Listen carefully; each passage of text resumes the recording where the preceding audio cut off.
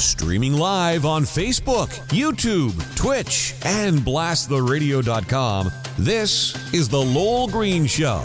The number to call and be heard around the world is 613-413-2217. Or email Lowell at blasttheradio.com. And now, here is Lowell Green.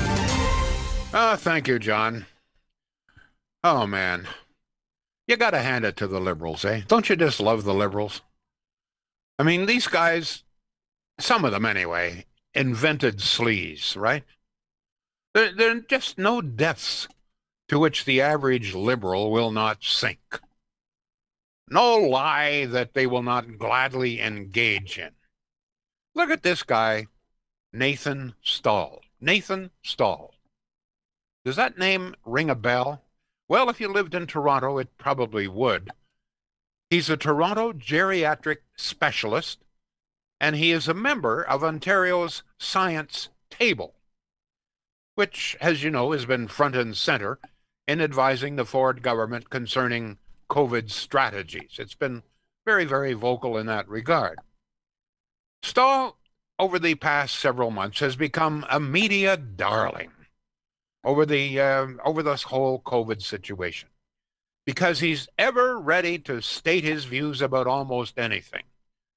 You want to know what the table thinks about go back to school? You want to know what they think about the distribution? What the Ford government handling it? Just go to Nathan Stahl. And he's always been ready with a very vitriolic comment, in fact, always highly critical of the Ford government.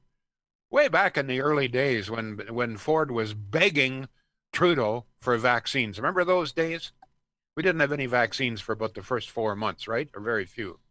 So there is Doug Ford. You may remember. He is begging Trudeau, please, please, please send us vaccines. We need vaccines desperately. We're doling out everything we can get here. We got people lined up. They're by the thousands wanting to get shots, and we don't have the shots.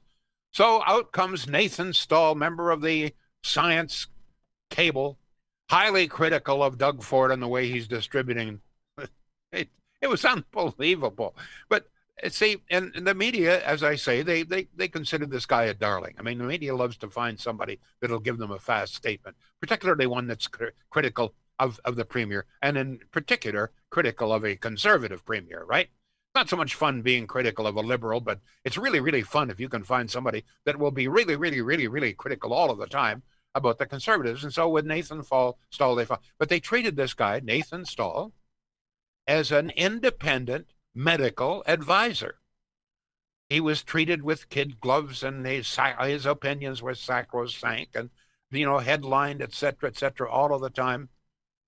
It turns out this son of a bitch, and I've used that term advisedly, he wasn't providing independent medical advice.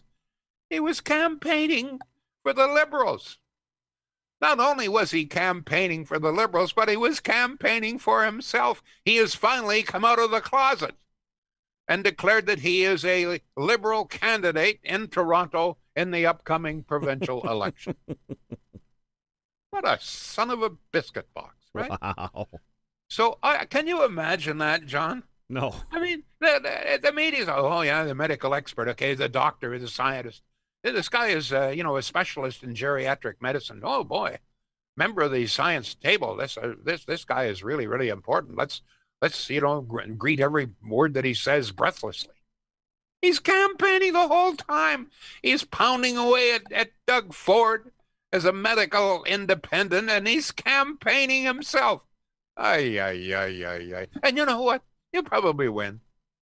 I don't know what it is about liberals lying, cheating, getting down into the muck and the mire and the mud and the cheating and the lie. I don't know what it is, but people seem to love it, as long as it's a liberal doing it. Maybe it's because they just expect it and they're disappointed if their expectations aren't met. I don't know. Nathan Stahl. And then we got this guy, I'm not even going to mention his name, out in Alberta, and he's been doing the same thing with Jason Kenney, critical at every step. Turns out he's a staunch NDP supporter, and lying through his teeth. The leftists, it's not just the liberals, the leftists. What a bunch of liars, right? hypocrites to the core. Here are the Green Party supporters. They want to kick their leader out because she thinks that Israel and the Palestinians should be treated equally. And no, that's not good enough for the anti-Semitics and the Green Party. So there's the left, okay? So this guy, whatever the hell his name is, out in Alberta, he was asked. He says a couple of the reporters a little bit more critical out there. They say, oh, "Wait a minute, a lot of these policies that you keep advocating as a doctor." Sound very familiar to the NDP policy. Oh, no, no connection to the NDP, none whatsoever. So somebody, maybe there's a Lowell Green out there, did a little bit of research. Guess what? No connection to the NDP. He gave him $20,000. Ah, jeez. What are you going to do, right? Anybody, any comments on that? You ever see a liberal that you could just come right up and hug? Well, Pierre Trudeau, but I was a kid and I met him, so I thought it was pretty cool to, talk to the Prime Minister. My politics were different then. Yeah, mine too. Yeah. Well, I think I'm going to be honest with you. I was a liberal back in those days. I tried to get the liberal nomination, but the Liberal Party was different. It wasn't as sleazy. We've just lost a great Canadian, Bill Davis. Yeah. I got to know Bill Davis quite well. I must have interviewed him 4 or 5 times, maybe more. He phoned me 2 or 3 times, excuse me, in public, but just to get my view on thing and my listeners. So I got to know him very well. Here was a real gentleman. I don't think anybody ever caught Bill Davis in a lie. He was never, really critical of his opponents at any time. Even his opponents loved him. But politics has sadly changed badly since then. And I repeat, I mean, of course, not all liberals are sleazy. Of course not. But I don't know what it is about the people on the left. I just really, and Nathan Stahl just seems to me to be a prime example. All right. John, once again, let's go through how people can if anybody has any comment on that. Always lots of ways to get in touch. You can follow Lowell, of course, on his Facebook, although you are out of room for friends. So we created the Lowell Green fan page. So how does that work? So basically, it's a place for us to share your live streaming video, and anybody that comments there, their comments show up in your regular feed as well. So it allows me to leverage both. So if they go to Lowell Green Show on Facebook, they'll be able to follow there. We are on Twitch. You can also go to blasttheradio.com/Lowell Green. All of the places to watch and listen are there. And most importantly, your calls and your texts are welcome at 613-413-2217. You can also email lowell@blasttheradio.com. What I would, in that regard, thanks, John, I would like to get some different opinions. And increasingly what I am finding with some of the comments, it's the same people, and they're really talking to each other rather than commenting on the subject. I mean, I'm not trying to beg here, but I mean, I spend a fair amount of time preparing for this program. I do a lot of research. In fact, it's really a full time, even though it's only half an hour. And sometimes, when I see people respond, they're not responding to the topic at all. It gets a little frustrating, I'll tell you that. Now, I have another question for you. What the hell are we going to do with the CBC, right? The CEO has just come out insisting that the $1.2 billion taxpayer money that we pour into the CBC every year isn't nearly enough. We need a lot more, or we're going to have to cut way back, she says, okay? We give them $1.2 billion every single year. And the Liberals have indicated that they are quite prepared to up that.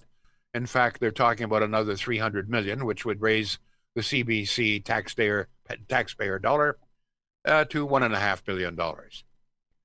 Is the CBC really worth that? I mean, what should we do here? Here's the problem. CBC revenues have plunged about 1/3 in the past 10 years, an incredible 18% drop. Last year, revenue at CBC dropped almost 18% in 1 year. Now, COVID has been blamed, but the fact is that hardly anybody is watching CBC television. And the numbers are dropping on a daily basis. The advertisers know this. So not only do the advertisers drop off, but some of those advertisers that stay on, they have to pay less and less. On radio and television, you pay the rates are directly dictated by the number of viewers or listeners that you have. The more viewers, the higher the rate, right? And the more listeners on radio, the higher the rate, except CBC Radio doesn't accept ads, so it's totally taxpayer funded. Now, get this. If you want to understand just how poorly the CBC does, the signature program, that would be the national, okay, at night. It is seen daily by fewer than 500,000 people. That's the combined audience of 27 different television stations across the land. Less than 500,000. Let me give you an illustration of how poorly that is. The CTV station, CTV, in Toronto, during their evening local newscast, pulls in 1.5 million people. 3 times. One CTV station in Toronto has 3 times more listeners than CBC National on 27 stations. That's incredible. We don't subsidize CTV. Let me give you another example. A number of years ago, some of you may recall, Mike Duffy hosted a program on Sunday on CTV called Sunday Edition. I guested every Sunday on that. It became a very popular program. I think they paid me about $50 a shot. I think I was really one of the more highly paid people. Do you know that Sunday Edition, this was noon on Sunday, just really, really a low budget. I mean, we had one cameraman, one lighting guy, and then there was one technician and me and a couple of other guests once in a while. I mean, there's a very, very, very, very low budget. I have no idea what they're paying Duffy, but not a hell of a lot. We had 500,000 viewers. We had as many viewers in that one noon program on CTV, low budget, as CBC has today on 27 different television stations. That's how poorly that they do. So as a consequence, you can imagine their revenue is plunging. So what should we do? What should we do? I must point out that Aaron O'Toole has made a very definitive pledge here. He says CBC is, quote, out of control, in need of reform. He says he will slash funding for English television and CBC News Network, and he will totally end funding for digital news. The focus instead, he says, should be on CBC Radio. CBC Radio, generally speaking, does very, very well, and Radio Canada. In other words, what Aaron O'Toole says is, look, if you elect the Conservatives, I am going to essentially put CBC television out of business. We're going to concentrate on CBC Radio and Radio Canada. No more digital news on CBC, which competes directly with private enterprise. So what do you think? And I'm going to give you some other startling figures here about the number of employees. John, I see we have some text coming in.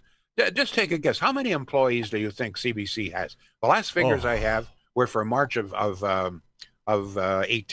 2018. I couldn't even hazard a guess. I mean, like your show when you did it on CFRA, you had yourself, you had a call screener, and you had a producer. So there was a team of 3, correct? Yeah. Yes. My guess would be, and you can extrapolate the math, I suppose, if you want, to do that same show on CBC, you would probably easily have 15 people surrounding that show. You got to be. You're absolutely right. I'll never forget.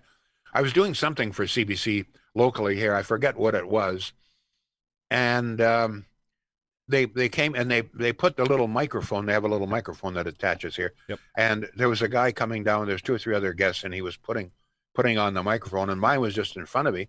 I picked up the microphone and went to put it on. That's a union job, Lowell. That's a union job. Yes, they almost grieved me. If I had put that on, don't doubt it. They would have grieved me. Oh. And I would have had to appear before some sort of a committee or something.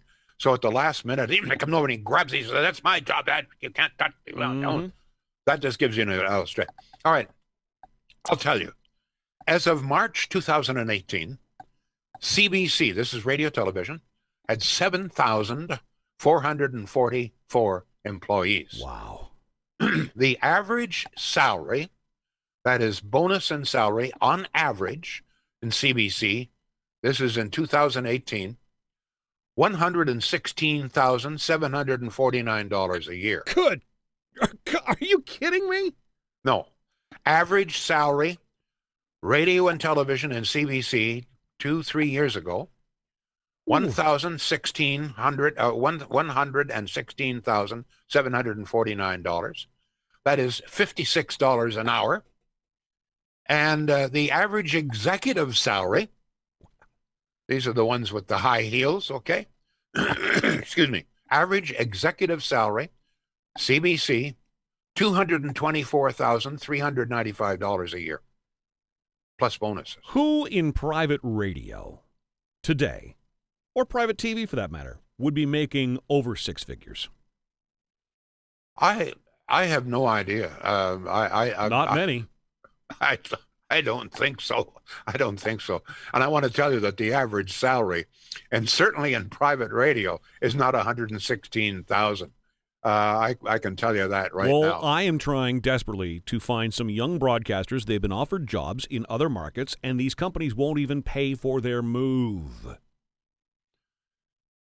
Well, I mean, that's where we're at with this. The salary is shameful, and they've got to go $5,000-$6,000 into debt just to take the job. You have some texts, John? Yes, we do. Okay. Ann says, Lowell, you know liberals have no shame. Joshua says, hopefully his efforts to get elected will stall, referring to, that was Nathan Stahl. Yep. Peter says, Bill Davis was the gold standard of what a Canadian should be. Let me just give you a personal little story about Bill Davis. Excuse me, my old throat keeps giving out. No problem.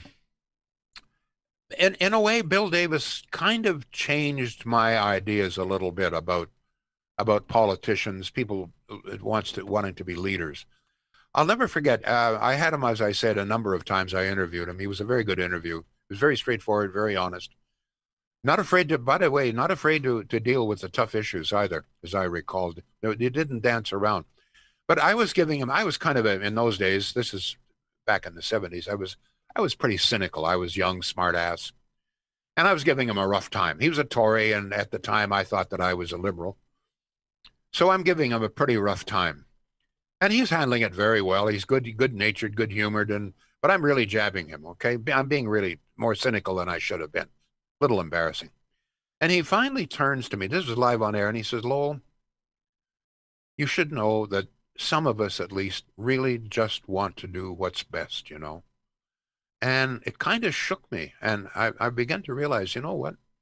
We got to be careful when we criticize politicians, because some of them, you know, there's a widespread belief, I think, that they're all in it for themselves. That's not true.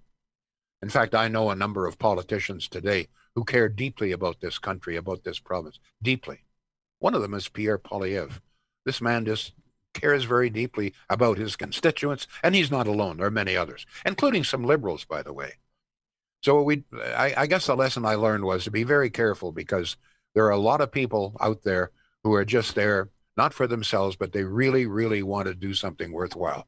Talking about doing something worthwhile, Shields has been You're the king. been doing business in a worthwhile fashion since 1947.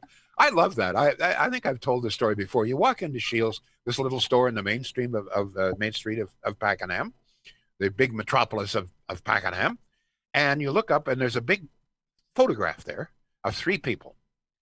It's Grandpa Shields, Father Shields, and Mark Shields, who now runs the business with his wife, okay? And that's the Grandpa Shields started in 1947. There's a lovely little butcher shop there. They deal only with local beef, local pork, etc. Just a beautiful little butcher shop. But the main business, of course, as most people know in the valley, is appliance. Got a huge warehouse out back, and virtually every appliance and accoutrement appliance that you know is there at Shields. Prices are very reasonable. Check them out, folks. Please give them a chance. They're good people. Shields.ca, SCHEELS.ca. More texts, John. Actually, an email to start things off from Robert in Carlton Place. The email address is lowell@blasttheradio.com. He says, your two topics today are actually related. The CBC is not needed anymore. However, as long as they work to support the Liberal Party and help keep them in power, Liberals will give them all the money they want. It would take an incredibly strong Conservative government to dissolve the CBC. I don't see that happening anytime soon, says Robert. Well, what O'Toole has said is that he's not going to dissolve, but he's going to. Now, I'm not quite sure, and I've tried to get a definitive answer in this, what he means by slash funding. But essentially, I think what he is really saying is that we won't kill the CBC television, but we will essentially leave them on their own. Whatever funds that they can raise, they sell advertising. In other words, they can compete with private industry. If you can survive, you're obviously going to have to cut way back. But we're going to concentrate. We will continue to fund CBC Radio, which is a very valuable service, I think, across the country, widely listened to, and Radio Canada, which is the French version of radio. So that's what O'Toole says. And he says they like this business of CBC competing with private industry concerning news. Those days are over if Conservatives are elected. And this is a pledge that he has made in writing. So I have to take him at his word. The man, as far as I know, lives up to his promises. Yes, John, more texts. Craig says, cancel the CBC funding immediately and have them make it on their own. Peter says, question/answer. Defund the CBC down, put it on subscription basis. If people want it, pay directly. If it goes under, good point. That's a good point. Then it goes under, no loss. Yep, sell it to Rebel News or Fox News, he says. Watch Trudeau supporters' heads explode. John, you're perhaps more aware of this than I, but the in the United States is a television network funded by sponsors, and people can donate. What is that? I've watched it. PBS, isn't it? PBS. Yeah. But what does that stand for? Public Broadcasting Service. So, as I understand it, they have some major sponsors. I see their names once in a while.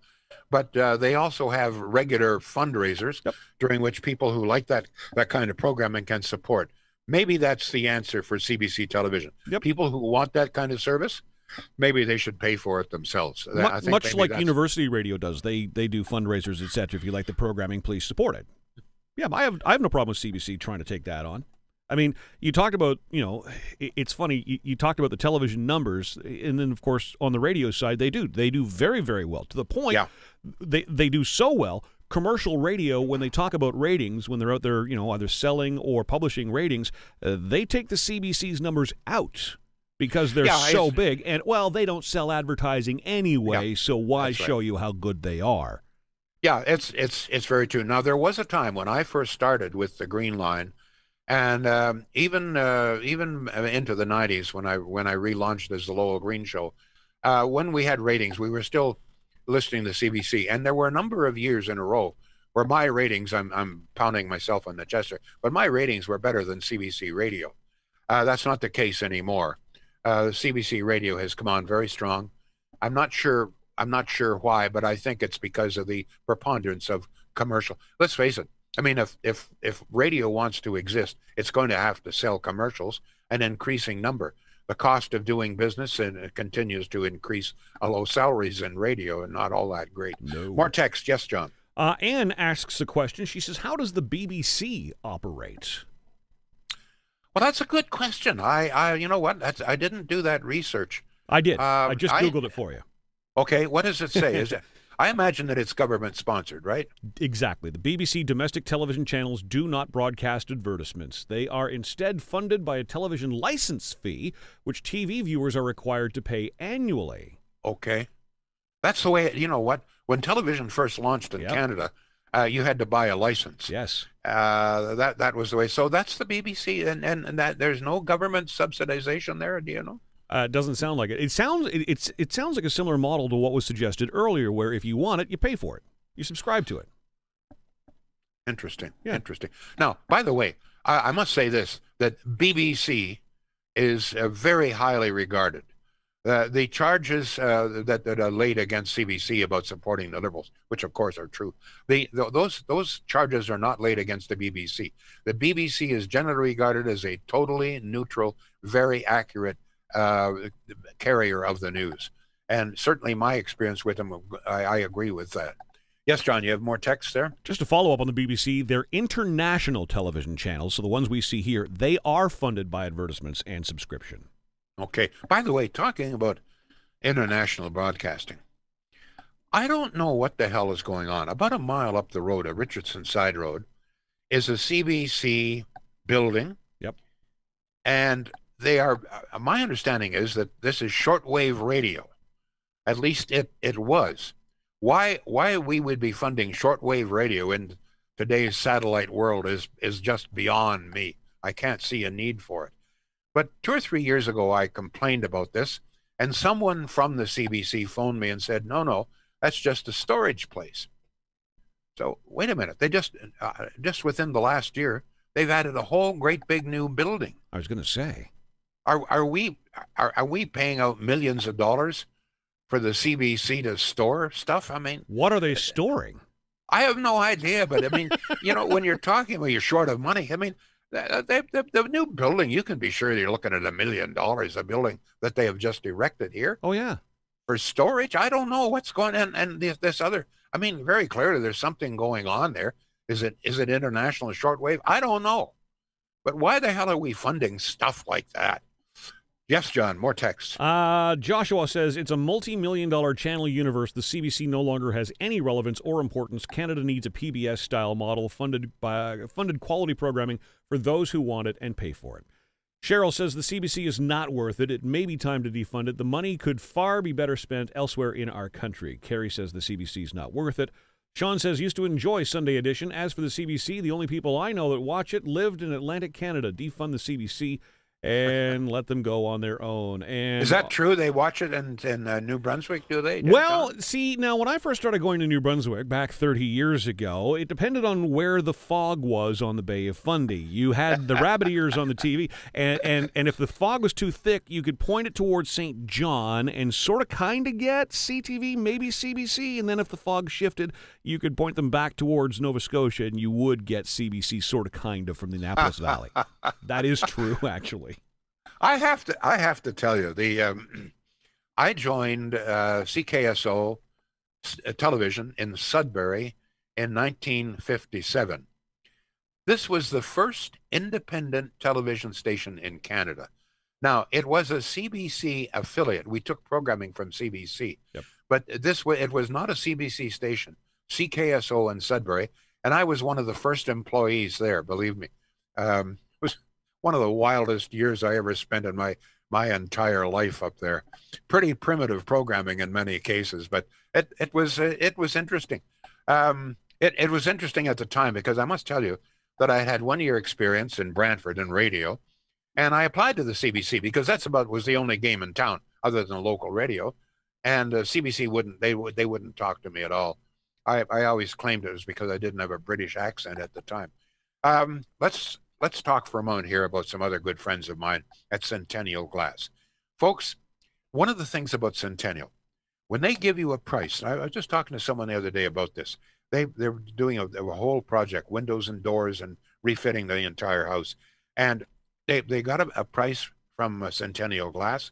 And even though the price of some of the products went up, as you know, the price of lumber went way up, Centennial stuck to it. They didn't come back and say, listen, our costs have gone way up.